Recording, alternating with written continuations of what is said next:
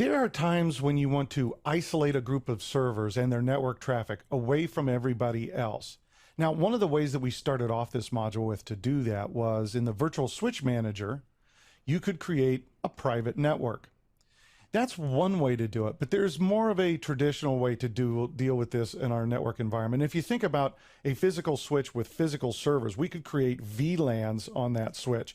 Those VLANs are isolated from each other unless we want to set up routing between them. And we could do things like create specialized firewall rules for security.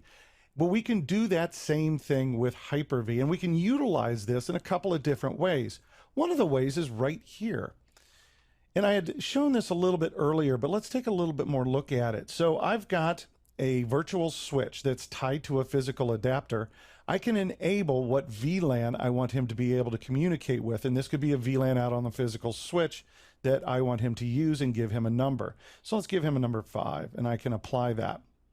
Now that'll isolate his traffic. I can also go to switch number 2, enable VLAN. This means, by the way, when you're enabling this, that it's becoming tagged. And I can have him talk to VLAN 10 and say apply. We can also set up this isolation between virtual machines that are on the same network. So take a look. I've got 2 virtual machines, server 1, and it's on this virtual switch. And I've got server 2, and I'm going to make sure that he's on the same virtual switch. Yep, there he is on the same virtual switch. Now here's the idea. These 2 servers can see each other, and they're seeing each other's traffic. Let's say that I don't want server 1 and server 2 to see each other's traffic. I can enable the virtual LAN identification for each one of these. Now this is actually something that gets marked in the frame of the packet when it's being sent out.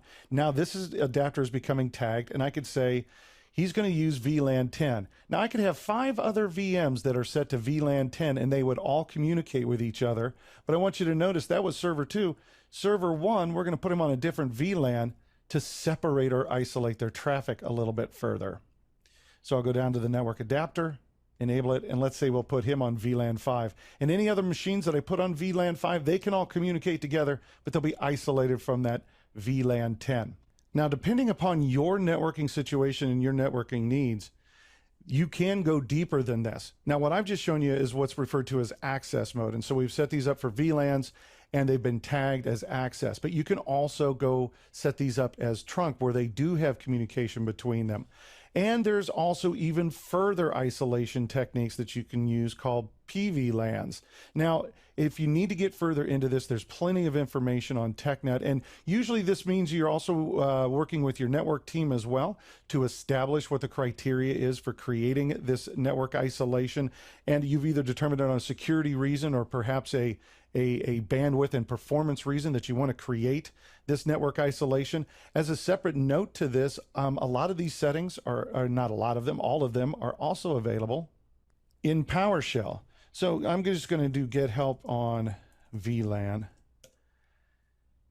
And I can get the VLAN information. I can also set the VLAN information, and you would use the set VM network adapter VLAN commandlet to configure your VLAN settings, including if you wanted to do trunking and set up the PVLANs as well.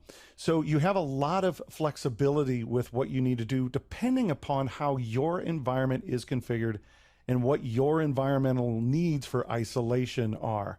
But before we go much further, let's take a look at synthetic and legacy virtual network adapters.